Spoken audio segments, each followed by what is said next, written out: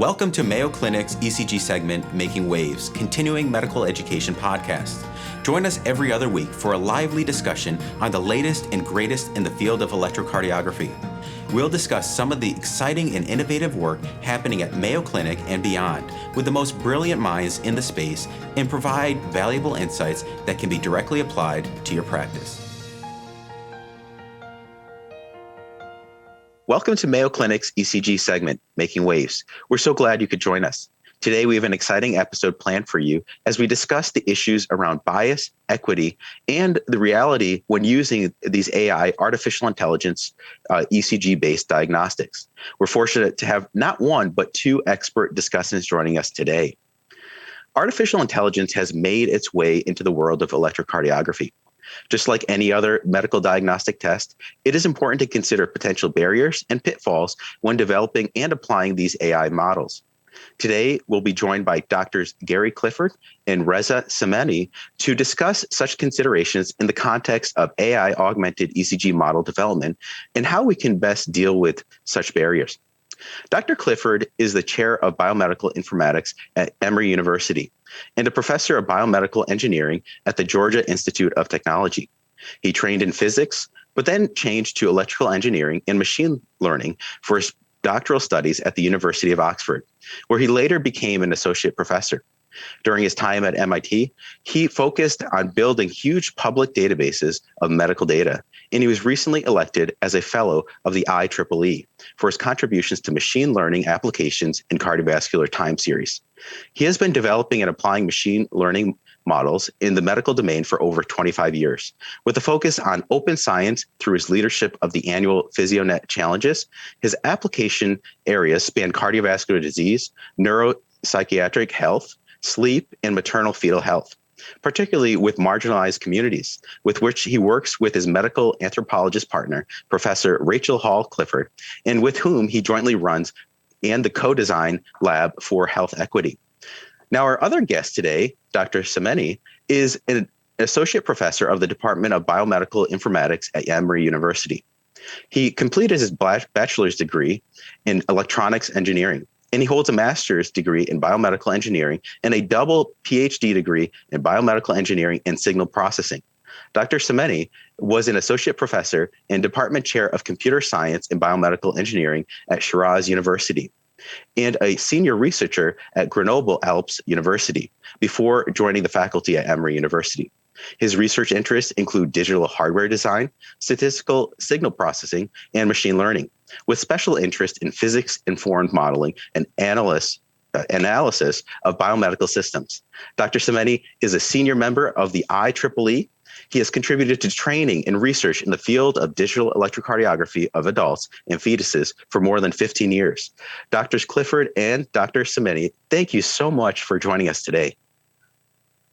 Thank you very much for having us, Anthony. It's a real privilege. Oh, well, it's an honor. Now, Dr. Clifford, I want to start with you, and perhaps you can help us understand, when we are looking at these AI models, and there's so much going on in this field, and you know it better than I do, what are some of the key barriers that we should be, informed about when we're building them from ECG data? Well, that's a long and complex answer. It's almost a PhD, well, more than a PhD itself. But I think there are 5 key issues. First, there are large collections of data around the world that are just sitting in silos and not being shared. Most hospitals have millions of ECGs, and they're being underutilized and are often only representative of the patient population from where they were collected. So there are open source access databases and resources like PhysioNet have pioneered the field, leading us in posting free and open access ECG data, but there's still very few complex, large databases out there that really reflect a full spectrum of real-world data. And I think this has really inhibited the innovation of ECG analysis. We're seeing some of that taking off these days, but they're still on very monolithic data sets. But the time, I think, now is really ripe for disruption in this area. And in fact, we're actually assembling a new database. We've often posted lots of data, but I still think you can level the same criticism at us. We've posted hundreds of thousands of ECGs, and I don't think that's enough. We're currently working on posting a data set of around 5 to 10 million ECGs that we think will be much more representative of the population. But it doesn't stop there. We need to go continent by continent and really assemble the true diversity of data. I think the second problem, though, even when we've solved that, our other big issue is that the labels on the data are really noisy. And what I mean by that is that many ECGs are either only machine read, so they're only as good as the algorithm interpreted them. And so if you train a model on that, it's just going to inherit the biases and inaccuracies of the original model, the original algorithm. Or even for expert labeled data, we only have a few experts who have labeled them. And for some classes of rhythms and diagnoses, the inter-rater and even intra-rater, that's from one moment to the next for the same person, those agreement levels can be as low as 60%, which means that you can have 40% of your labels incorrect in a database, and that's a huge inhibitor for a field where you're expected to be 80, 90, 99% accurate. So having multiple algorithms and multiple experts labeling data is a real issue. And how do we resource that? Because it's a very computationally and human resource intensive issue. So we're starting to do that through crowdsourcing combinations in competitions and also in online crowdsourcing platforms like our newly launched PhysioCrowd. And then there's another key issue with all of this, which of course is bias, which Dr. Semeni will talk about in a little bit. But if a patient population isn't well represented in the data, then you can't learn the issues that are unique to that population. So this could be unusual repolarization morphology, shorter QT intervals, or all sorts of issues with different special populations from around the world. So having that diversity in your data is extremely important. The fourth barrier, I think, training the algorithms is that the outcomes of importance are often not the metric that people use to assess the performance of the algorithms. So for example, you're really interested in treatment efficacy, long-term survival, mobility, mental health, quality of life, success of a surgery, these kind of things. And they're not baked in when you are just assessing the area under the receiver operator curve or the accuracy or the sensitivity or the F1. These metrics are from information retrieval fields, and they don't really exactly map to the things that we really care about in medicine. And then the fifth issue, I think, is the compartmentalization of data. So what I mean by that is that we have these ECG databases, but the echocardiogram database, for example, is completely separate. And it's very manual if you want to tie the two things together. Because of the way that we've specialized in medicine over the years, the databases have become specialized. And by that, I mean isolated in their own silos with different standards. So sometimes it's almost impossible to match all your patients from one database to another even. So when we start to develop ways to combine these together in a more coherent way that's true of every institution, then we're going to really be able to leverage multimodal machine learning. So that's combining lots of different data modalities to make predictions, which is, why doctors are so good. Not just that their brains are very complex and have been trained well, but they're also dealing with a lot more data than we feed to these machine learning algorithms. So that's my thesis, Anthony. Thank you. And you passed. I think you've earned your doctorate just with that. And what I heard were 5 different barriers. The first being that, we have all this data, right? But it's not centralized and they're in different silos around the world. We have labeled data as another problem, whether it's by the computer or what makes it into the clinical world. There's no kind of expert read, but as you rightly point out, is that even expert reads have inter-rater variability. Is the presence of symptoms present when they interpret the ECG? That it makes a difference. And so I completely agree.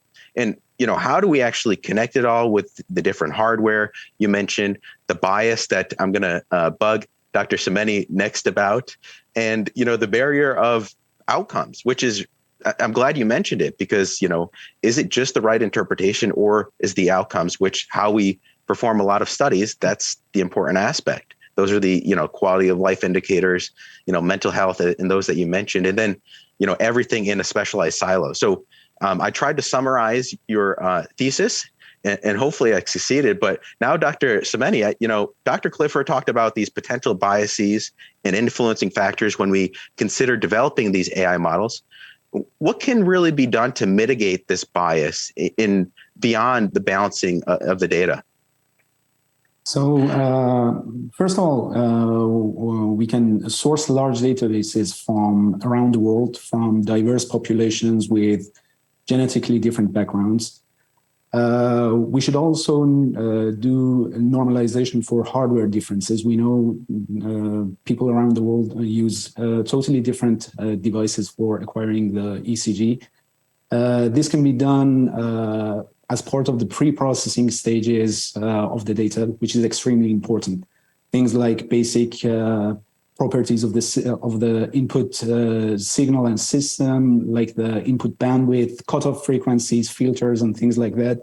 They are extremely important and need to be standardized and compensated for during pre-processing. We can use specific targeted enrichment for populations with poor access. For example, we can use paper digitization on the phone, something that we and others are working on to somehow leverage the hundreds of millions or more of diagnostic ECGs that are currently on paper and will be soon destroyed due to natural deterioration and lack of funding for preserving hard copy archives. We can also enrich data further for underrepresented classes using what we call physics-informed modeling. So cardiac anomalies are very diverse and have very unproportional prevalences. We can use synthetic data sets that look like the ECG and somewhat pass what we call the Turing test. So if you show the synthetic ECG to a doctor, an expert, they would believe that it's more or less from a real subject. And these data need to be supported by the physics of cardiac wave propagation and can be used to synthesize arbitrarily large data sets that can be used for training, data grading, machine learning, and deep learning algorithms. We can also, at the classification step, we can use sort of voting between different models and penalizing for biases, something that we do every year in the PhysioNet challenges. And we also reported in our latest ISKI paper last year. So what we can do is we can vote between independently developed machine learning models. And if we diversify the features and the machine learning algorithms, we would expect to get less biased results. But that's not enough. So we, in addition to diversifying the algorithms, we also need to modify our evaluation metrics. So generic machine learning metrics like PPV accuracy and area under the curve and similar metrics, they are not enough. And we specifically need to design machine learning algorithms and to penalize for biases and build in bias penalization terms into the machine learning algorithms that we use for ECG classification. And there's a lot there, especially trying to deal with them. And I know you summarized it really nicely. I may have heard the physics-informed models. I don't know if that means making fake ECGs that are not human-based, but I think there's value there. You rightly point out to these informed models that can help us. And the penalty on some of these biases is important and perhaps a way to do it. I'm excited to see more of that work and even look at your ISKI paper. Now, Dr. Clifford, can you expand a little more on what's meant by addressing bias is much deeper than just balancing data? Sure, Anthony. So for an example is think about the area of pain medication administration. So even if you develop let's say you develop an algorithm that assesses how much pain medication you should have for a certain level of pain you're experiencing. Let's pretend we have an objective measure of pain, and we decide that the system auto recommends a certain level of pain medication. The literature shows that there's an enormous bias from the prescriber point of view against particularly African Americans and particularly Black women, actually, that they can tolerate pain more easily, and therefore they get underprescribed pain medication. So I'm not saying that there's this exact analog in cardiology, yet we have seen that study after study has shown that biases and differences do exist in different data sets in cardiology. And so, there may be a bias in the way that we prescribe beta blockers, for example, but we're not actually really very aware of this because we haven't done enough research into this area. And so I think there are all these hidden biases that we've not been measuring up until this point, and we've suddenly become aware of these. So I think there's a huge amount of examination of the way that we practice medicine as a function of the algorithms that we've been using over the last few decades. Then at the other end of the spectrum is the equipment itself. So, you've got your clinician at one end and your patient interaction. And then right at the other end of the spectrum of where the data is coming from are the transducers that we put on the body. So we know that there's bias in the way that different pieces of equipment perform. During COVID, there was a lot of press about pulse oximeters being particularly bad about measuring oxygen saturation in very dark skin. This is Fitzpatrick 4 and 5. And actually this work dates back to 2007 and even earlier, where people have shown that many pulse oximeters on the market don't detect desaturation in oxygen in the peripheral circulation. And it doesn't detect them as well in darker skin, I should say. And this means that, you're less likely to get admitted for COVID, you're less likely to be given oxygen. There's obvious, really dangerous sequelae from this. And so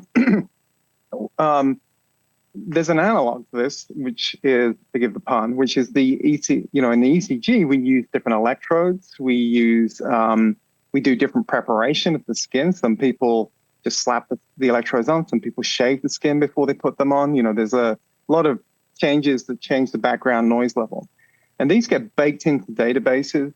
So you could imagine that, there's one database that has diagnostic bandwidth ECG, and their power goes all the way down to 0.05 hertz, which means you can measure these changes in the ST level in the ECG. And you have a high prevalence of ischemic, or maybe you only take the ischemic patients out of that. And then you take another database of non-diagnostic bandwidth, where it's filtered from 0.5 hertz and down, and they don't have any ischemia in there. Your deep learning algorithm is just going to learn that low frequency information means they're ischemic, no matter how much low frequency information is there. And so that's very, very, very important that we understand that the data itself the way that the data is collected and which equipment we use will change the way that our algorithms are learning, and there's a danger that they can bake these errors into the algorithm itself. It's really fascinating. There's a lot in dealing with it, and I'm learning a lot from just listening to you both. And I know you both deal with a lot of these large volume data sets, and perhaps you could both address this before we end. What advice would you give anyone wanting to apply AI on these large volume ECGs? Maybe Dr. Semena, do you mind? Sure. taking this one. Yeah. I can categorize it in three fields. One is data and analyzing the data. The second is the machine learning or signal processing design. And the third is the interpretation. So for the data, I would say select your data carefully, control for differences in sampling, hardware, populations, and anything else that seems relevant to the target you're trying to classify or predict. For the signal processing and machine learning design, I would say look into causal machine learning approaches. Standard practices such as splitting the data into training, validation, and test, and keeping the test data totally unseen. So test data should only be tested once per algorithm, and more than that results in sort of information leakage from the testing to the training phase of the algorithms. And at the interpretation level, I would say the biggest danger in using modern AI in medicine is that it's so easy to fall into the trap of hypothesis-free paradigm. So we need to try to be scientific and see if the predictions make sense, perhaps use a saliency map to see if the parts of the ECG that we are expecting really are triggering the classifier to light up. So for example, if the ST level is the most important trigger for a deep network in an atrial fibrillation detection algorithm, then something probably went wrong. Or if a bradycardia or tachycardia detector is not sensitive to the heart rate, likewise, there's something going wrong. So I would say the interpretation and really having some hypotheses and looking into the data and careful design of the machine learning pipeline are the most important factors. It sounds like those all three parts should be considered. And I like, avoiding the trap of the hypothesis-free paradigm, which we can sometimes certainly fall into. Dr. Clifford, any final advice for us with these sets? Yeah, I think it's important. Excuse me. Yes, I think it's important that we think about the end user. Who's going to use it? It's unethical to design an algorithm and not specify the conditions under which it should be used. If the FDA has this concept of labeling. So you say, okay, it can be used in the following situations. But I think we need to be much more prescriptive than that, because we need to be as open and transparent about where the algorithms were trained, what types of data they were trained on, and where their limitations might lie. And so I'm not saying we should hide it or over-regulate it, but actually rather let people see under the hood so that they can test or tweak it. A nice paradigm is transfer learning. So you can put up these reference ECG algorithms with their weights in them, like we do with standard image processing, and have people build off the top of that, knowing that that algorithm has a certain population baked into it in some way. And you can start from there and continue to train. And in that way, you're passing your diversity in your data on and allowing it to generalize from one algorithm to another.